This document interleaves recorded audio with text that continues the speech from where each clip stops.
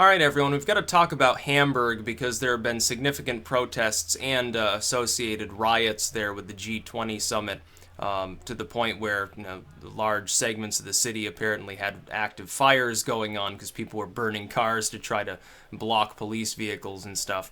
This is a common occurrence in Western Europe. Black Bloc and other anarchists show up. They want to pelt people with rocks and start fires. They're not really fighting for anything per se. They claim they're like anti-fascists. They're kind of like Antifa.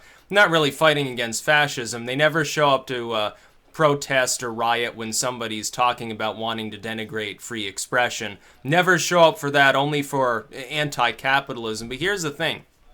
If you're marching against authoritarianism, your fight is not with capitalism. Your fight is with corporatism, with intervention. This weird interventionist model that's employed in Europe and the United States, Canada, Australia, and so forth today has nothing to do with free market capitalism. It doesn't. You're not being abused by the average small business owner who is just trying to make ends meet. You're not being harassed by entrepreneurs. The people who are trying to screw you are groups that are in association with government. There's the authoritarianism, but it's corporatism. It's not a free market. If it were a free market, they wouldn't have direct involvement with politics. They wouldn't be getting kickbacks and grants and all sorts of loans and shit from the government. They wouldn't in turn be donating to political campaigns. One of the biggest genies we let out of the bottle here in the United States, it's been a big problem, is the idea of super PACs. The declaration, yeah, corporations have free speech. They can donate whatever they want. They can start a political action committee and pump it full of money. And they're just not allowed to coordinate directly with political parties or figures, which, of course, is bullshit. We all know that happens on a regular basis. Clinton did this all the time. That's one of the big problems we have, but it's not capitalism. It's not the free market causing that to occur. It's been allowed to happen by big government, by ignoring the free market. The free market is everyone is trying to get ahead. People compete directly.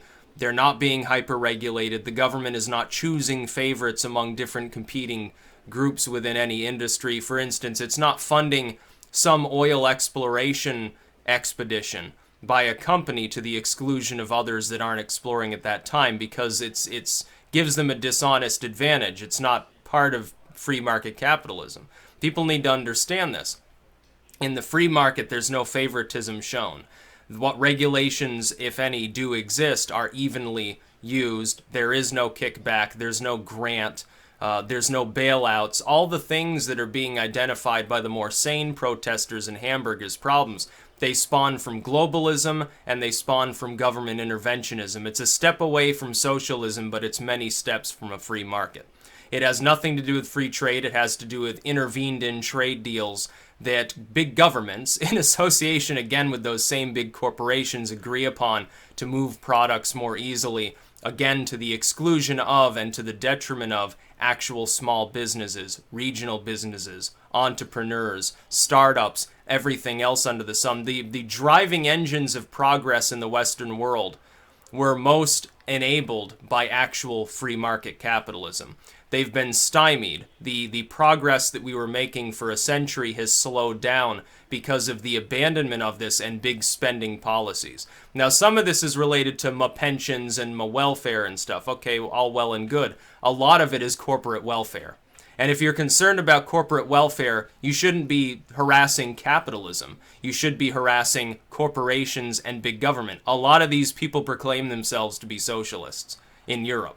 A lot of them proclaim themselves to be leftist or liberal here and elsewhere in the world. Half of them belong to that spectrum. The other half are like neocons here and comparable groups like the Tory party in the UK and so forth. That doesn't mean that they're capitalistic. They're not capitalistic. If they were capitalistic, they would let the free market make its own decisions and take a hands-off approach. What government does that? There are no free markets in the world. There are freer markets. There are certainly things that are more free market than the sort of direct centralization you get in China or the total centrality in maybe like North Korea or Venezuela or something. There are places where there are private business endeavors. But the government still constantly intervenes in the markets. It manipulates currencies. It manipulates trade. It manipulates pricing. It manipulates wages. It manipulates everything. How is that a free market? The free market's not able to function. It is highly regulated. What we call a more free market is still highly regulated enough to be far closer to a socialist model, or even to communism, than it is to the founding of the US or Europe 100 years ago or something like that. Has nothing in common.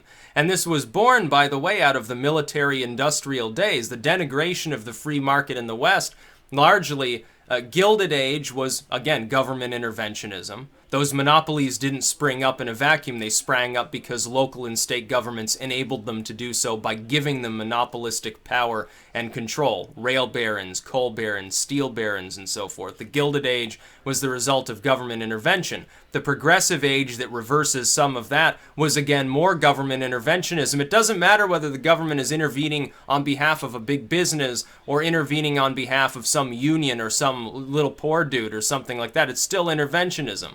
And layer after layer of this is patched onto the already not free market situation, and people dare to criticize capitalism as though it was responsible for their problems. Prior to the Gilded Age, you actually have capitalism. It worked. Wealth expanded. Infrastructure was already being created. The Western world was already rapidly advancing. Industrialization had already taken hold for decades before the Gilded Age really kind of began with the monopolies and the trusts. The fact that you have rudimentary systems to make sure that food is safe and the air isn't totally polluted and workers aren't getting their hands chopped off in a factory somewhere doesn't mean you need all of those additional layers of regulation and intervention. The intervention is even separate from the regulations for the most part. It's corporate welfare. That's a handout. It's a socialistic form of welfare to prime the pump so that some factory can operate more, so that some steel plant can expand, and hopefully you create more jobs and you get tax revenue. And it doesn't work. It's part of the modern economic model that simply doesn't work as it's supposed to. A freer market works better. And if you're against authoritarianism, you're saying, I'm against totalitarians and fascists and people should be free, people should be able to do what they need to do. Well, that's a pro-liberty sentiment, so why are you buddy-buddying with like a socialist message? The leftist parties of Europe are no different from the right-wing parties when it comes to wanting to suppress these things.